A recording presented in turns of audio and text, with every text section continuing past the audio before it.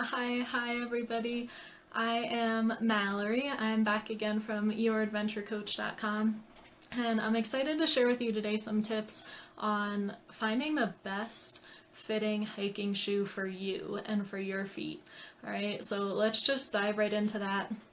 It's one of the biggest questions I see kind of online and in forums and that I get asked, or people are shopping around for shoes, and there are so many options out there and such a wide variety of kind of brands and price ranges, so it's like, where do you even start? So first off, I hate to break it to you, but you're gonna have to get off the internet and actually go to a store, a gear store, an outfitter. I personally love REI for hiking boots or hiking shoes. They're going to be able to truly actually get you into shoes that fit your feet. All right, so a lot of people, they just want to search online. Maybe they don't have stores close to them, or it's not convenient to go out. But truly, you can do some preliminary kind of research online. You can look up what brands are out there, what price ranges you're looking at. You can definitely check out reviews of certain companies or brands or stores, or if you think you find a shoe that you might like, you can definitely look up reviews about it, see what other hikers are saying, other people are saying that have bought them already.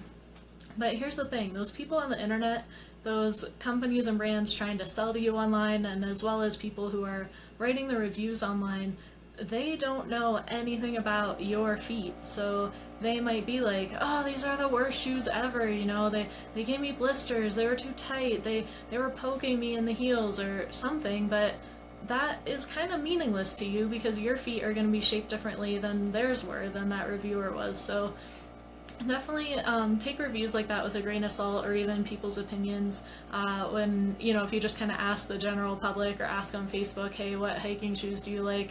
That's a very loaded question, and they're not necessarily going to be able to help you out or even point you in the right direction for what would be right for you. So there's your first tip, is to get to a store and actually talk to some people in the industry who are familiar with the shoes, the brands, the shapes of the shoes, and they'll be able to get you set up in the right direction. So that's the next thing. Once you're in the store, the staff should be trained well enough to truly measure your feet and take into account the longest part of your foot and the widest part of your foot. All right. So they should be able to get you a true size, definitely more than a lot of us growing up. We always just kind of guesstimate what feels right. Maybe I'm 7, maybe 7.5. But no, they'll be able to measure and tell you, exactly what's going on with your feet. They'll be able to take into account, if you have flat feet, high arches, if your feet are, tall or wide, or those kinds of things as well. So, and then if they're trained really well, they should be able to transfer all that into some shoes, some styles and brands that would fit your feet. So they should know, which brands generally have a wider toe box, or which brands kind of fit wider or fit narrow, or, which brands are better for those, kind of taller feet, or like which ones are better for, kind of flat, skinny feet. And all those sorts of things they should be able to take into account and get you a few pairs that you can try on in the store. So, and then, just know that every brand fits differently. So again, that goes back to while some people are or even me, I love my Keens, but I can't just go recommending Keens to everybody because they may not like them or they may not fit their feet. But I am going to use my Keens, my shoe here, just to show you a few things to look out for when you're in the store trying things on.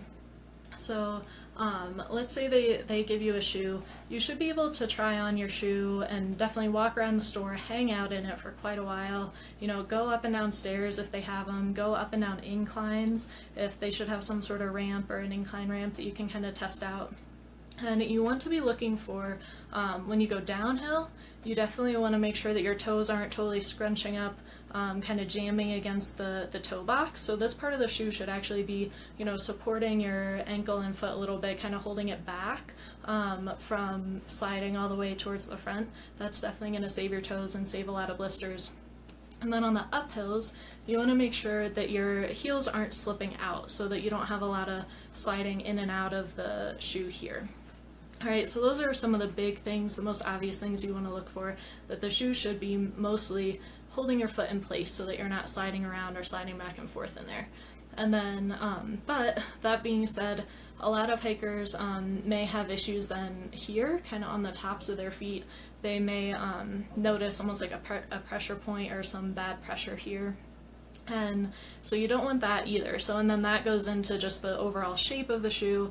And again, your people at the store should be able to help you find a shoe that truly fits, not just the length and size of your foot, but also just the shape in general as well.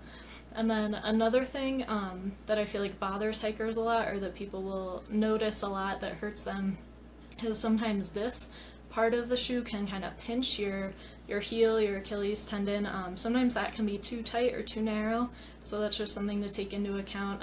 And even this whole area though gets a little wishy-washy whether you want higher ankle support. I like the low cut boots or hiking shoes, so that's better for me. But so that's something too that you want to take into account, kind of how all these things hit the front of your foot, hit the back of your foot, and make sure that they're not causing any pain. Alright, and then I also use, you can see my pink super feet insoles in there. I love, love, love them. They definitely give my heel and my arches way more support than any inserts that would just come in shoes already. So, and that's something else you can ask at a store about. They can get you fitted for the proper type of insoles or super feet, and that definitely varies a lot based on your arch. And so again, that will just really make your feet happier at the end of the day if you have insoles that are, actually designed for your own feet rather than just the inserts that come that are, kind of just a catch-all just for people to try on in the store. So something else to look into. And my last tip for you in shopping for hiking boots, which can be an exciting process. I love to nerd out and look at all the different gear and hear about all the different soles and insoles. But at the end, you may have to ask a tricky question, just an upfront question. Ask them about their return policy. So a lot of hikers too, even if you try them on in the store, the salesperson really recommends them. They think it's the best shoe for you. You try them on, they feel great, you buy them. Once you actually hike in them, though, like a full day hiking with a full pack on, you may notice they're not so good. So, and some stores, honestly, a lot of stores won't let you return shoes once they've been worn outside. So it's something to ask about. I know again, REI has one of the best return policies I've seen out there, but just something to double check and be clear on whether you can return them, whether you can't, and really take that into account, really test them out in the store, put them through the ringer if you can, if they have a stricter return policy. And yeah, those are my tips for finding your best hiking shoes for you. And until next time, happy hiking!